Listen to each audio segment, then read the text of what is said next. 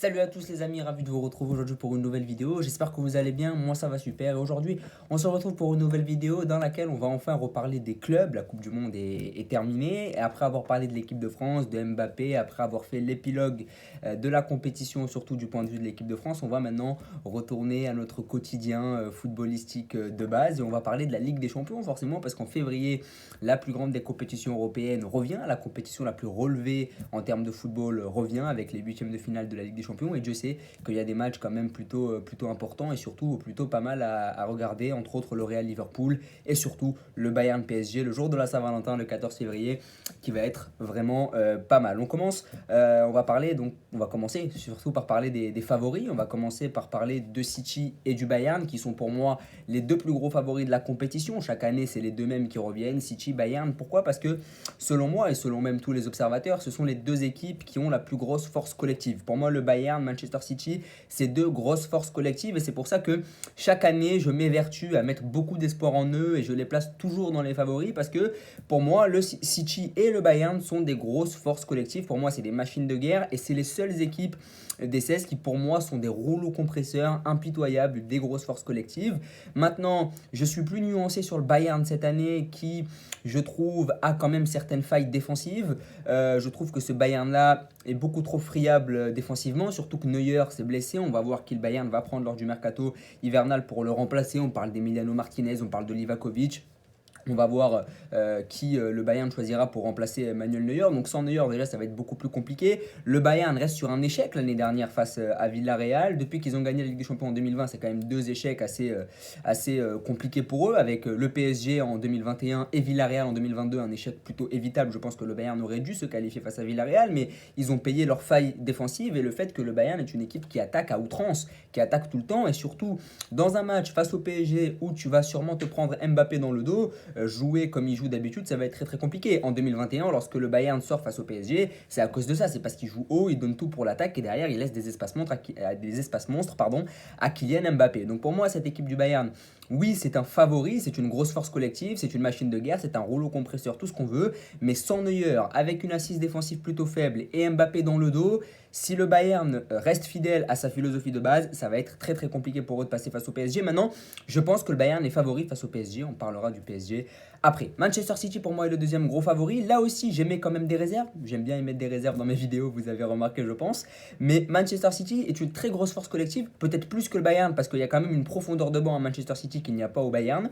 Maintenant, à chaque fois, dans les gros moments, il y a une pression forte. Dans la gestion des gros moments importants, ça devient tout de suite beaucoup plus compliqué. 2021 face à Chelsea, ils arrivent en finale et Guardiola nous sort quelque chose d'incompréhensible où il ne met pas de numéro 6. Ensuite, l'année dernière, ce craquage face au Real Madrid où ils prennent deux buts coup sur coup par Rodrigo. Et là aussi, on peut parler de faillite mentale. Donc c'est vrai que cette équipe de City est une grosse force collective, mais je me demande si l'équipe de Guardiola n'est pas plutôt bâtie pour la Première Ligue que pour la Ligue des Champions. Je pense que c'est une équipe qui est bâtie pour gagner les championnats, gagner la Première Ligue, etc. Mais qui en Ligue des Champions, sur les matchs couperés, où il y a des détails importants, où il faut garder la tête froide sur le plan mental, j'ai l'impression que cette équipe de Manchester City, ça se corse pour eux et c'est beaucoup plus compliqué pour eux de tenir un résultat. On l'a vu face à Chelsea, on l'a vu face au Real Madrid encore l'année dernière. Donc oui, grosse force collective, très grande équipe avec une grosse profondeur de banc, là aussi un rouleau compresseur, mais j'ai mis des réserves parce que cette équipe de Manchester City, sur les grands moments, sur les dernières années, a montré qu'il y avait beaucoup de failles mentales dans l'équipe. Et c'est ça, quand tu n'as jamais gagné de Ligue des Champions dans ton histoire, c'est le même cas pour le PSG, même si pour le PSG c'est quand même beaucoup plus exacerbé.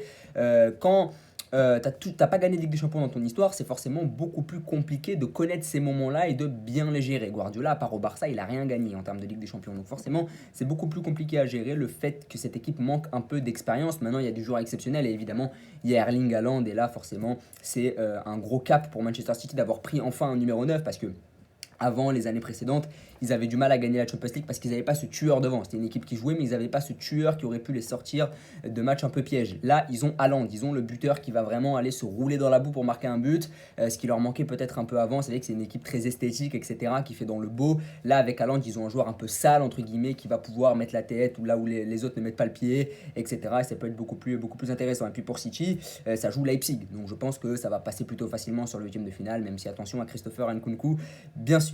Ensuite, on va parler du Real. Comment ne pas sortir le Real, tenant du titre. Le Real n'est jamais cité dans les favoris chaque année. Et là encore, je tombe dans le panneau parce que je ne les ai pas mis dans mes deux gros favoris. Mais on ne peut pas oublier le Real Madrid. Benzema va revenir avec une grosse fin, à mon avis, après avoir raté la Coupe du Monde. Il va vouloir jouer. Il n'a pas beaucoup joué sur la première partie de saison en plus. Le Real est tenant du titre. Le Real nous a montré que c'était le club de l'irrationnel.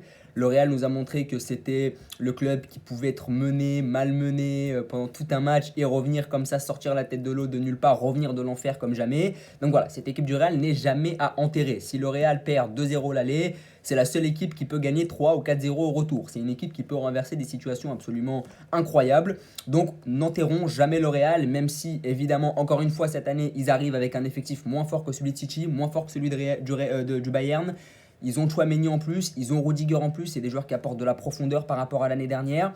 Maintenant, encore une fois, est-ce que le Real Madrid est une force collective comme les City, comme les Bayern avec le ballon? Non. Maintenant, est-ce que c'est une force collective sur le plan mental et sur le plan de la rigueur, de la solidarité? Oui. Le Real Madrid sait souffrir là où le Bayern, là où City souffre peut-être moins ou un peu plus de mal avec ça. Le Real peut être dominé pendant tout un match et gagner quand même. L'année dernière face au PSG au match aller, ils étaient malmenés, même au match retour ils étaient malmenés, ils ont réussi à se qualifier quand même. Donc attention à ce Real là, c'est le club de l'irrationnel encore une fois, même enterré, ce club là peut revenir de très très loin. Liverpool qui sera l'adversaire du Real Madrid, c'est vrai qu'on va avoir un très très beau Real Liverpool, remake de la dernière finale.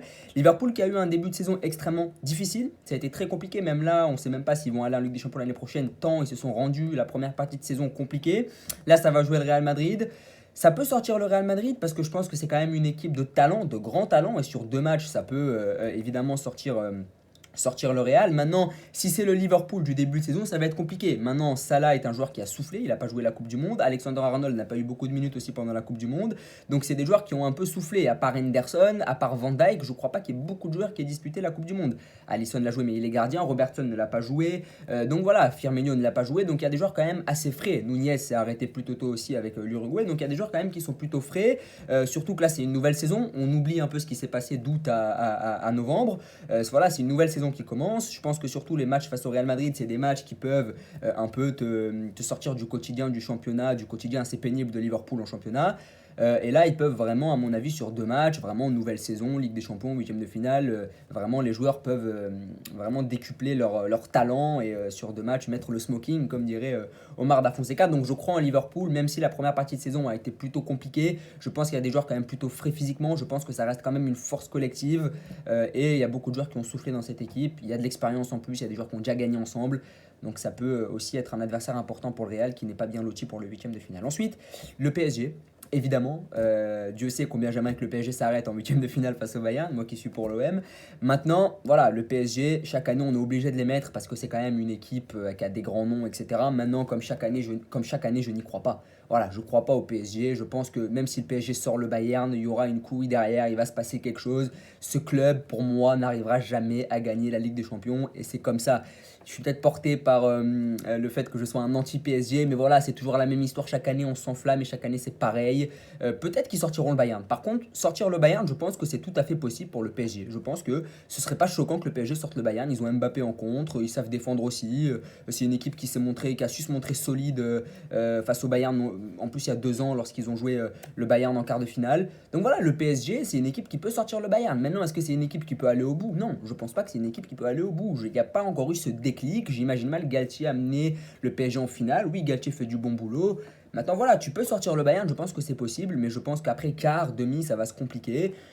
Maintenant, voilà, en fait, je vois pas le PSG gagner avec des champions. Maintenant, il y a Mbappé qui a très faim, qui a été très déçu par la Coupe du Monde et qui va vouloir aller au bout avec le PSG encore pour le Ballon d'Or. Messi aussi, qui veut aller au bout pour le Ballon d'Or et faire le doublé Coupe du Monde, Ligue des Champions et même le triplé avec le Ballon d'Or. Mais voilà, je pense que cette équipe-là est portée par trop d'individualisme pour être assez bon collectivement. Voilà, Messi veut son Ballon d'Or, Mbappé veut son Ballon d'Or, et j'ai l'impression que les joueurs veulent plus le Ballon d'Or que la Ligue des Champions. Et ça, c'est un danger. Chelsea, nouveau coach. C'est vrai qu'avant la trêve de la Coupe du Monde, c'était assez compliqué pour les Londoniens. Maintenant, là aussi, on peut y croire. C'est une équipe qui est sortie de nulle part il y a 2 ans pour gagner la Ligue des Champions. Maintenant, N'Golo Kanté, on a l'impression qu'il joue plus au foot. Il y a des joueurs comme Mason Mount qui, j'ai l'impression, n'ont pas réellement progressé depuis 2 ans. Voilà, cette équipe de Chelsea, Reece James qui s'est blessé aussi gravement. Chilwell qui revient aussi d'une blessure. À voir cette équipe de Chelsea. Maintenant, comme j'ai dit, ils sont sortis de nulle part il y a 2 ans. Ils ont beaucoup d'argent parce qu'ils ont recruté Fofana. Ils ont quand même des bons joueurs. Gallagher est un bon joueur qui va peut-être suppléer N'Golo Kanté. Il y a du bon joueur dans cette équipe de Chelsea. Kai Havertz aussi est un bon joueur. il y a des bons joueurs dans cette équipe, pourquoi pas. Maintenant, le nouveau coach, même s'il est très talentueux, je ne pense pas que dès sa première saison à Chelsea, il puisse aller loin. Maintenant, voilà, pour Chelsea, ça va jouer Dortmund. Contre Dortmund, ça va être dur dès les huitièmes de finale. Il va falloir être prêt, mais j'y crois pas vraiment à Chelsea. Maintenant, attention, comme j'ai dit.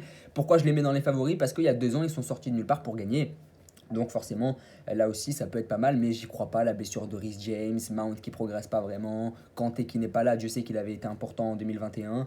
Donc voilà, ensuite il y a des outsiders pour finir la vidéo. Milan est un outsider pour moi parce que quand tu as Leao, quand tu as Giroud et que tu vas jouer Tottenham qui est tout sauf un adversaire insubmersible, je pense que tu peux espérer quelque chose. Je pense que si Milan sort Tottenham, c'est plutôt logique, c'est une très bonne équipe. Je crois en Leao, je crois en Giroud, Maignan qui va revenir aussi. Il y a du bon joueur avec Tomori, avec Kaloulou, avec Benasser. Il y a vraiment des très très bons joueurs dans cette équipe du Milan.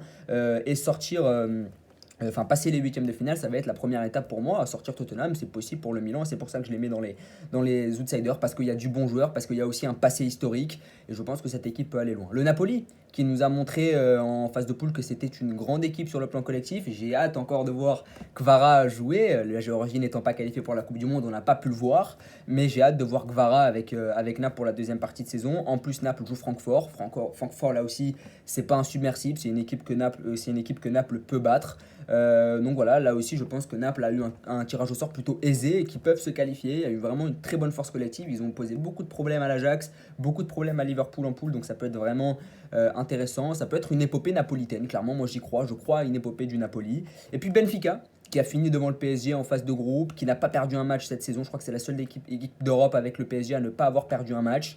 Là aussi, il y a du talent. On l'a vu à la Coupe du Monde avec les joueurs portugais issus de Benfica, avec Gonçalo Ramos notamment, qui a très bien su suppléer Cristiano Ronaldo. Donc Benfica, là aussi, ça peut être intéressant, surtout qu'il joue Bruges, pardon. Donc ça peut être vraiment pas mal pour Benfica en vue des quarts de finale. Et puis le football portugais à l'honneur. Benfica est le meilleur club portugais.